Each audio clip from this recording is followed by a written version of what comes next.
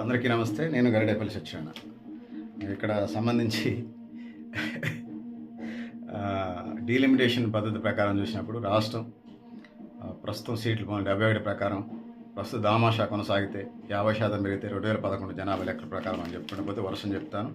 ఉత్తరప్రదేశ్ 80 ఉన్నాయి, దామాషా ప్రకారం అయితే 125, 50% పెరిగితే 120, 2011 అయితే 145. మహారాష్ట్ర తీసుకున్నప్పుడు రెండో రాష్ట్రం 48, 71 ప్రకారం 75, 72, 79. నేను చెప్తున్నాను ఇది పరిస్థితి. ఇక బీహారు 40 అంటే 71 ప్రకారం అయితే 40, దామాషా అయితే 63, 50% పెరిగితే 60, 2011 అయితే 73 ఎంపీ సీట్లు అవుతాయి. పశ్చిమ బెంగాల్ 71 ప్రకారం అయితే 42, దామాషా కొనసాగితే 66, 50% అయితే 23, 2011 లెక్కల ప్రకారం 64 వస్తాయి ఎంపీ సీట్లు. తమిళనాడు 71 ప్రకారం 39, దామాషా అయితే 61, 50% అయితే 59, 2011 అయితే 51 ఎంపీ సీట్లు అయితే. మధ్యప్రదేశ్ 29 ప్రస్తుతం, దామాషా అయితే 45, 50% అయితే 43, 2011 లెక్కలు అయితే 51. ఇక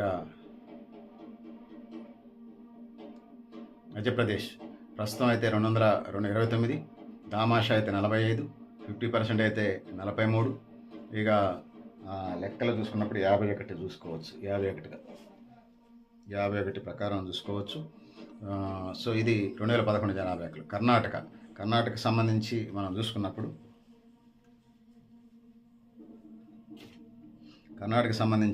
చూసుకున్నప్పుడు ప్రస్తుత లెక్కల ప్రకారం 28, దామాషా ప్రకారం 44, 50% అయితే 42, 2011 అయితే 43 వస్తాయి. గుజరాత్ ప్రస్తుతం 46, దామాషా అయితే 41, 50% అయితే 39, 2011 అయితే 42 వస్తాయి. ఇక రాజస్థాన్ స్టేట్కి వచ్చినప్పుడు 9వ స్టేట్ ప్రస్తుతం 25, దామాషా అయితే 39, 50% అయితే 38, 2011 అయితే 48. ఆంధ్రప్రదేశ్ ప్రస్తుతం 25, దామాషా అయితే 39, 50% చొప్పున అయితే 32, 2011 లెక్కల ప్రకారం అయితే 35గా మనకు కనిపిస్తుంది. ఒడిశా 11వ స్టేట్ ప్రస్తుతం 21, దామాషా అయితే 33 అయితే ఎంపీ సీట్లు, 50% ప్రకారం అయితే 32 ఎంపీ సీట్లు అయితే, 2011 లెక్కల ప్రకారం అయితే 29 ఎంపీ సీట్లు అవుతాయి.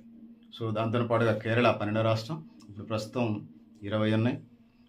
ఇది దామాషా ప్రకారం అయితే 31 ఎంపీ సీట్లు అయితే, 50% అయితే 30 సీట్లు అవుతాయి, 2011 అయితే 23 ఎంపీ సీట్లు అవుతాయి. ఇంకా తెలంగాణ స్టేట్ ప్రస్తుతం 17 ఉన్నాయి, దామాషా ప్రకారం అయితే 27 అయితే, 50% అయితే 26 అయితే, 2011 అయితే 25 అయితే. ఇక జార్ఖండ్ తీసుకున్నప్పుడు ప్రస్తుతం ప్రకారం అయితే 14, దామాషా ప్రకారం 22, అదేవిధంగా 50% అయితే 21, 2011 అయితే 23 అయితే. ఇక అస్సోం 15వ రాష్ట్రం ప్రస్తుతం ప్రకారం తీసుకుంటే 14, దామాషా అయితే 22, 50% అయితే 20, 50% అయితే 21, 2011 అయితే 22 అయితే. ఇక 16వ స్టేట్ పంజాబ్ ప్రస్తుతం ప్రకారం 13 ఉన్నాయి, దామాషా కొనసాగితే 20 ఎంపీలు అయితే, 50% 20 అయితే, 2011 అయితే 19 ఎంపీ సీట్లు అవుతాయి. దాని తర్వాత ఛత్తీస్గఢ్ 17వ రాష్ట్రం, ఇది 11 ఎంపీ సీట్లు ఉన్నాయి, దామాషా ప్రకారం 17, 50% అయితే 17 ఎంపీ సీట్లు అయితే, 2011 అయితే 18 ఎంపీ సీట్లు. హర్యానా 18వ స్టేట్ 10 ఎంపీ సీట్లు ఉన్నాయి, దామాషా అయితే 16 అయితే, 50% అయితే 15 అయితే, 2011 లెక్కల ప్రకారం అయితే 18 అయితే. ఇక ఢిల్లీకి సంబంధించినప్పుడు కేంద్రపాలిత ప్రాంతం అయితే 7, ప్రస్తుతం 7 ఉన్నాయి, దామాషా అయితే 11, 50% అయినా 11, 2011 అయితే 12 ఎంపీ సీట్లు అవుతాయి. జమ్మూ కాశ్మీర్ ఇది దామాషా ప్రస్తుతం అయితే 6 ఉన్నాయి, దామాషా ప్రకారం అయితే 9 అయితే, 50% అయితే 9 అయితే, 2011 అయినా 9, ఎటు చూసినా 9 వస్తున్నాయి ప్రస్తుతం లెక్కలు తీసేస్తే.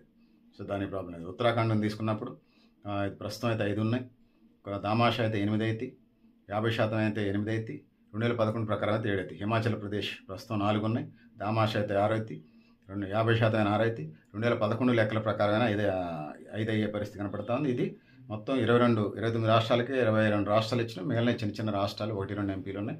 సో ఇది పిక్చరు. జనాభా దక్షిణ భారతదేశం, ఉత్తర భారతదేశం గొడవ పడుతున్నాయి. 74 లెక్కల ప్రకారం ముందుకెళ్ళాలని తెలియజేసుకుంటూ పెద్దలారా, మిత్రులారా, మీరు కూడా మీ అభిప్రాయాలు కామెంట్ బాక్స్లో రాయండి. సో నేను గరిడేపల్లి సత్యనారాయణ, న్యూ లక్ష్య ఆర్గనైజేషన్. థ్యాంక్ యూ అని ఉండాలి పెద్దలారా.